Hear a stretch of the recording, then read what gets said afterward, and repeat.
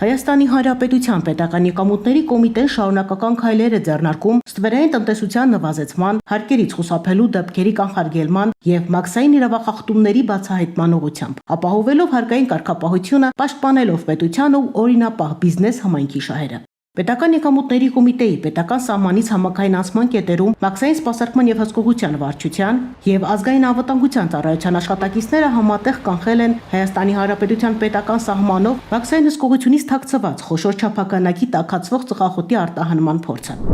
Այսպես, օրերս Հայաստանի տարածքից Բագրատաշեն անցակետ է մուտք գործել կենդանիների տեղափոխման համար նախատեսված դատարկ բեռնատար ավտոմեքենա։ Ստացված տեղեկությունների համաձայն ձեռնարկվել են համապատասխան միջոցառումներ։ Բեռնատարը վերցվել է հսկողության։ Տրանսպորտային միջոցն ուղղորդվել է ռենտգեն տեսազնման կայան։